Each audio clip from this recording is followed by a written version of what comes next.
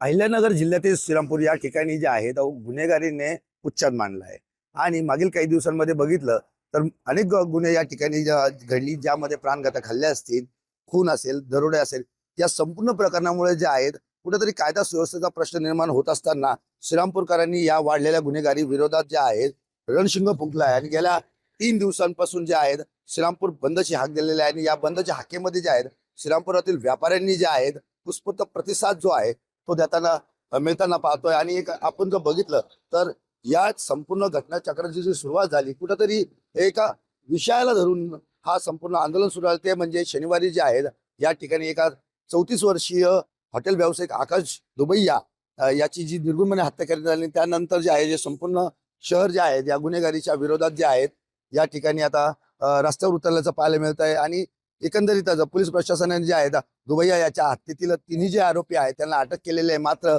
या अटकेच्या नंतर देखील या हल्ल्यातील मुख्य सूत्रधार जे आहेत त्यांच्यावर मोक्का अंतर्गत कारवाई करावी अशी मागणी जोर धरत आहेत। आणि या ठिकाणी तालुक्याचे आमदार जे आहेत त्यांनी देखील याचं श्रीरामपूर शहरातील बेग टोळीचं जे आहे या ठिकाणी नाव घेतलं। मात्र या संपूर्ण जे आरोप होत आहेत ते आरोप फेटाळत बेग यांनी केलेल्या आरोपांना या ठिकाणी फेटाळलेले आहेत।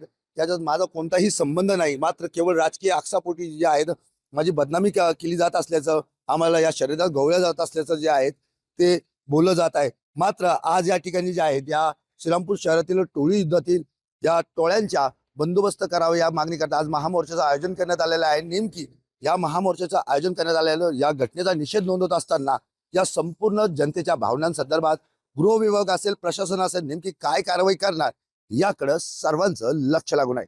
जय सावंत, जय महाराष्ट्र न्यूज करता श्रीरामपूर, अहिल्यानगर।